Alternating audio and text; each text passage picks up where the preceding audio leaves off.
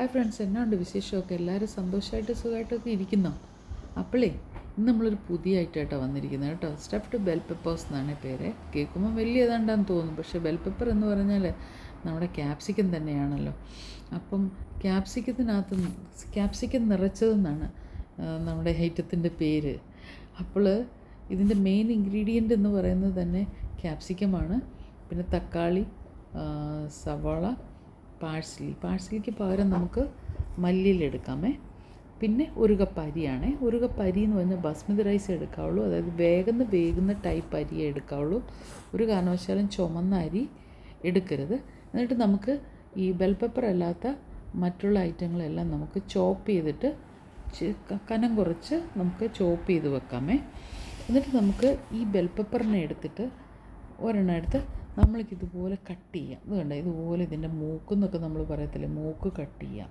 പക്ഷേ ഇതിൻ്റെ ആ മൂക്ക് വിട്ടുപോകരുത്, അല്ലാതെ ഇങ്ങനെ കട്ട് ചെയ്യണം. എന്നിട്ട് അതിൻ്റെ അകത്തുള്ള സാധനം കണ്ടോ, അകത്തുള്ള സാധനം ഈ കുരുവും അതിൻ്റെ ആ കൂട്ടമൊക്കെ എടുത്ത് കളയണം. എന്നിട്ട് ഇതിനകത്ത് ഇതിൻ്റെ അകം നല്ല ക്ലിയർ ആവണം. ഇതിൻ്റെ അടപ്പ് കണ്ടോ, അടപ്പ് പൊട്ടിപ്പോകാത്ത വിധത്തിൽ നമ്മൾ കനത്തിൽ വേണം കട്ട് ചെയ്യാൻ വേണ്ടിയിട്ട്. എന്നിട്ട് ഇതുപോലെ അടച്ചു വെക്കണം. കണ്ടോ, നല്ല ഡബ്ബ പോലെയല്ലേ ഇരിക്കും, നല്ല ഭംഗിയല്ലേ കാണാൻ തന്നെ.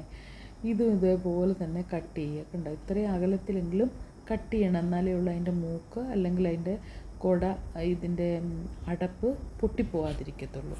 അപ്പോൾ മൂക്ക് ചേർത്ത് കട്ട് ചെയ്യരുത്, കുറച്ച് മാറ്റി. എന്നിട്ട് അതിൻ്റെ അകത്തെ ഇതെല്ലാം ക്ലിയർ ചെയ്ത് നല്ല വൃത്തിയാക്കുക. കുരുവെല്ലാം എടുത്ത് മാറ്റി നല്ല വൃത്തിയാക്കുക. നല്ല രസമല്ലേ കാണാൻ? നമ്മളൊരു ഡബ്ബ പോലെ അല്ലേ, ഓരോ സാധനങ്ങൾക്ക് ഇട്ട് വെക്കുന്ന ഡബ്ബ പോലെ ബ്യൂട്ടിഫുൾ ആയിട്ടുണ്ടല്ലേ. ഇനി അടുത്തത് നമുക്ക് ഈ ലാസ്റ്റ് പച്ച കളറുള്ളതാണ്. പച്ച കളർ കണ്ടോ, നല്ല ഭംഗിയില്ലേ കളറ് കാണാനായിട്ട്. അത് എനിക്ക് ചെറുതാണ് കിട്ടിയത്, മറ്റേതിൻ്റെ അത്രയും വലുപ്പമുള്ള കിട്ടിയില്ല. അതിന് കുഴപ്പമൊന്നുമില്ല കേട്ടോ. അപ്പോൾ ശ്രദ്ധിക്കണം കട്ട് ചെയ്യുമ്പം.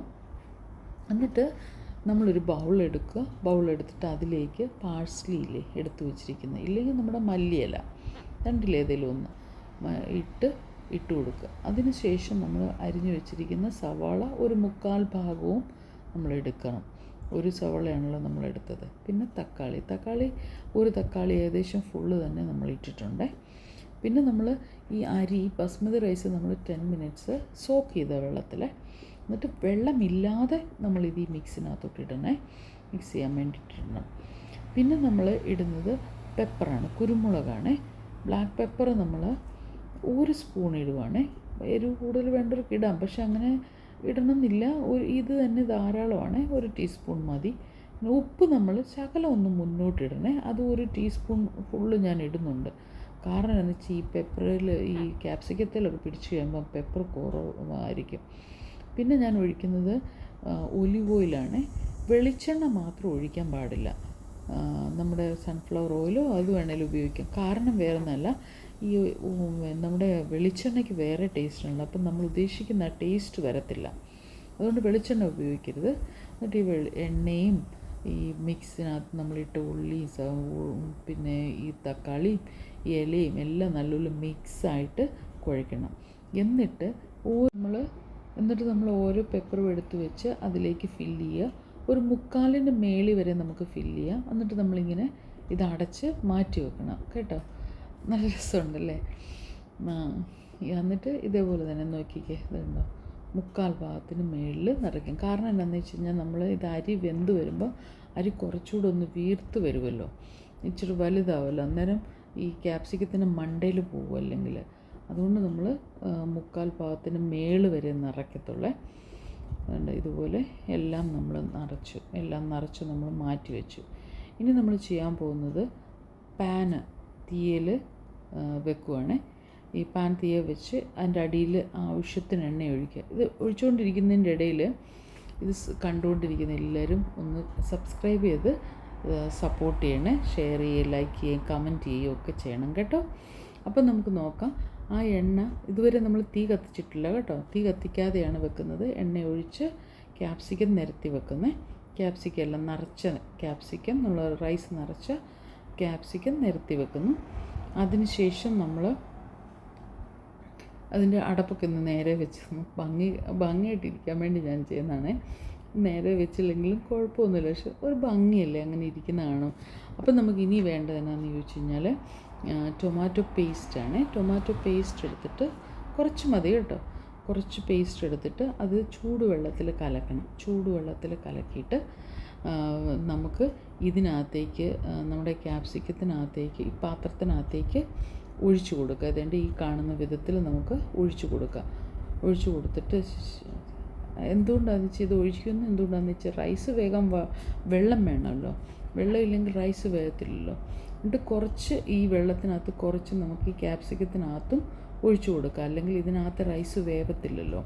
അല്ലെങ്കിൽ നമുക്ക് ഈ ക്യാപ്സിക്കത്തെ ചെറുതായിട്ട് കത്തി കൊണ്ട് വല്ലതും അടിവശം ഒന്ന് ഇതായിട്ട് ചെയ്ത് കൊടുക്കുകയാണെങ്കിൽ കുഴപ്പമില്ല, വെള്ളം കയറി വെന്തോളും.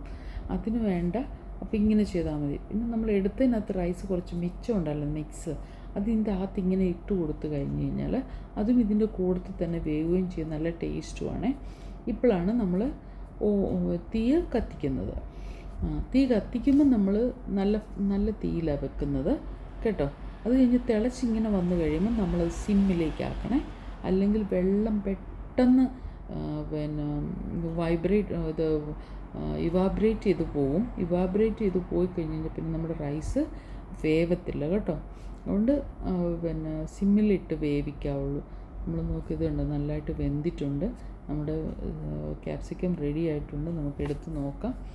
കണ്ടോ, നല്ല ഭംഗിയില്ലേ, നമ്മൾ വെച്ച പോലെ തന്നെ ഇരിക്കുന്നതിന് ചെറുതായിട്ട് വെന്തേൻ്റെ ഒരു ഇത് മാത്രമേ ഉള്ളൂ. നല്ല രസമല്ലേ കാണാൻ വേണ്ടി, കുടയൊക്കെ ആയിട്ട്. നമുക്കൊന്ന് മുറിച്ച് നോക്കാവേ. അതുകൊണ്ട് റൈസ് നല്ല ഡ്രൈ ആയിട്ടിരിക്കുന്ന, നല്ല വെള്ളം പിടിച്ചോ അങ്ങനെയൊന്നും അല്ല, നല്ലതായിട്ട് ഇരിക്കുന്നത് കണ്ടോ, നല്ലതായിട്ട് വെന്ത് നല്ല മണി അതേപോലെ തന്നെ ഒരു ഒടിഞ്ഞു പോലും പോകാതെ നല്ല ഭംഗിയായിട്ട്. അപ്പോൾ താങ്ക്സ് ഫോർ വാച്ചിങ്. എല്ലാവരും സപ്പോർട്ട് ചെയ്യണം, പക്ഷേ സബ്സ്ക്രൈബ് ചെയ്യുകയൊക്കെ ചെയ്യണേ. ബൈ.